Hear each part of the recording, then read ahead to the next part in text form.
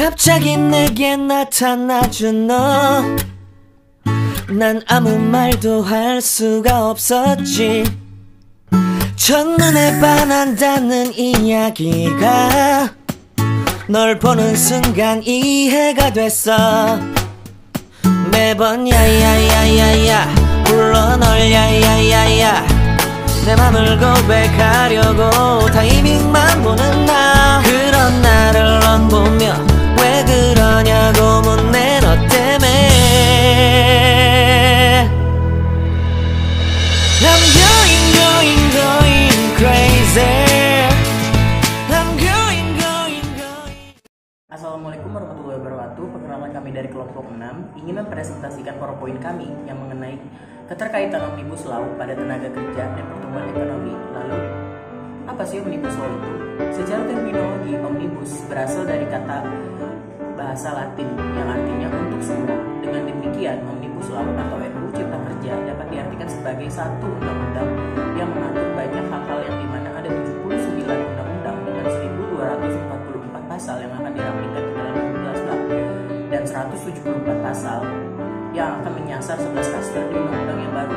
Terus, apa aja sih Omnibus Law itu? Secara keseluruhan ada 11 klaster yang menjadi pembahasan dalam Omnibus Law atau RUU Cipta Kerja, yaitu yang pertama, penyederhanaan perizinan tanah, yang kedua, persyaratan investasi, yang ketiga, ketenaga kerjaan, yang keempat, kemudahan dan perlindungan UMKM, yang kelima, kemudahan berusaha, yang keenam, dukungan riset dan inovasi, yang ketujuh, administrasi pemerintahan, yang kedelapan, pengenaan sanksi, yang kesembilan, pengendalian lahan, yang kesepuluh, kemudahan proyek pemerintah, dan yang terakhir yaitu 11, kawasan ekonomi khusus atau KEK.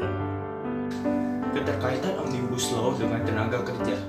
Pemerintah telah menyerahkan draft Omnibus Law atau Rancangan Undang-Undang Cipta Kerja kepada DPR.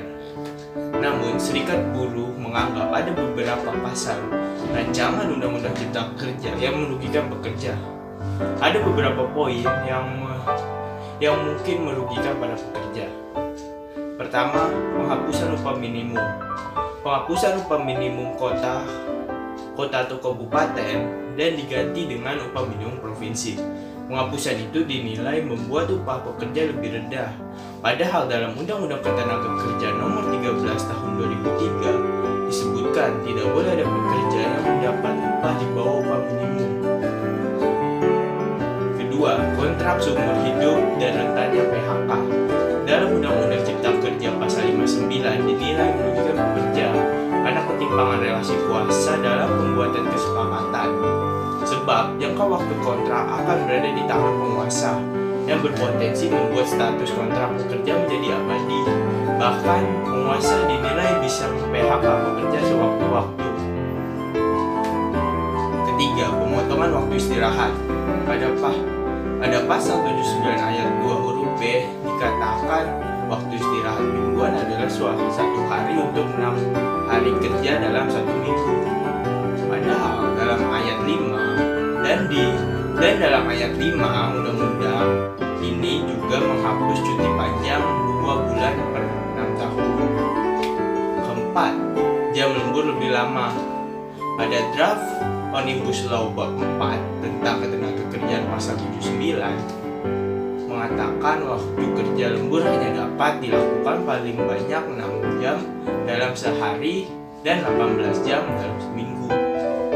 Kelima, mempermudah perekrutan TKA tenaga kerja asing. Jika mengacu pada Perpres nomor 20 tahun 2018 diatur tenaga kerja asing harus mengantongi beberapa perizinan seperti rencana penggunaan tenaga kerja asing atau RPTKA, bisa tinggal terbatas vitas, dan izin menggunakan tenaga kerja asing INTA. Sedangkan pada Omnibus Law Undang-Undang Dasar Cipta Kerja Pasal 42 akan mempermudah perizinan tenaga kerja asing karena perusahaan yang menjadi sponsor tenaga kerja asing hanya perlu membutuhkan RPTKA saja.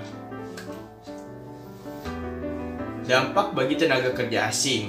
Saat ini Rancangan Undang-Undang Cipta Kerja memulai banyak sorotan dari publik. Regulasi tersebut dinilai merugikan pekerja, sehingga menimbulkan dampak bagi tenaga kerja asing, yaitu pertama kontrak tanpa batas, kedua hari libur dipangkas, ketiga hilangnya upah minimum dan pesangon, keempat hilangnya cuti panjang, dan terakhir kelima bekerja tanpa batas waktu. Selanjutnya yaitu keterkaitan Omnibus Law dengan pertumbuhan ekonomi.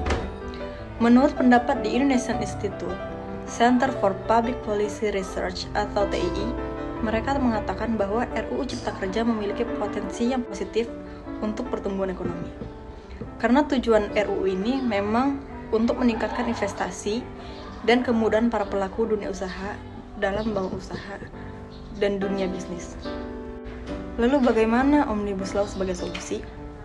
The Indonesian Institute juga mengatakan bahwa RUU Cipta Kerja adalah solusi dalam meningkatkan nilai investasi dikarenakan akan menghapus kendala yang selama ini menghambat investasi negara. Contoh hambatannya adalah seperti regulasi yang gemuk, regulasi yang tumpang tindih, memakan biaya dan waktu, serta susahnya pengusaha dalam mendapatkan izin berusaha. Ada 3 manfaat Omnibus Law yang diyakini dapat mengubah nasib perekonomian Indonesia, yaitu yang pertama, membuka lapangan kerja baru, yang kedua, kemudahan membuka usaha, dan yang ketiga, dinilai dapat memberantas pungutan liar.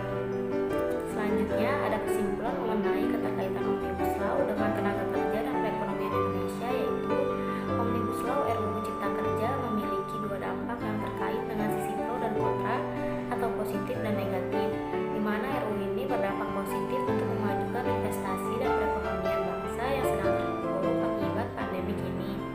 Namun memiliki sisi negatif yang membuat hak-hak para pekerja yang sudah ada sebelumnya namun dihapuskan. Seperti yang sudah kita ketahui, ada beberapa hak para buruh yang dipotong seperti hilangnya upah minimum dan pesangon, kontrak kerja tanpa batas, serta bekerja tanpa adanya batasan waktu. Lalu sebenarnya RUU ini untuk siapa? Untuk seluruh rakyat Indonesia atau hanya untuk sebagian rakyat saja yang memiliki usaha? Sekian dan terima kasih, kurang lebihnya mohon maaf. Assalamualaikum warahmatullahi wabarakatuh.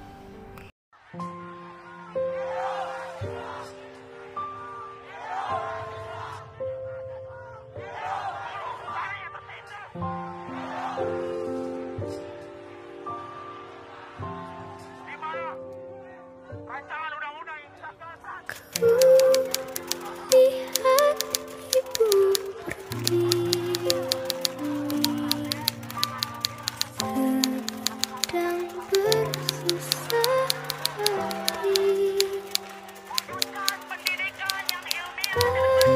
Air matamu pergi.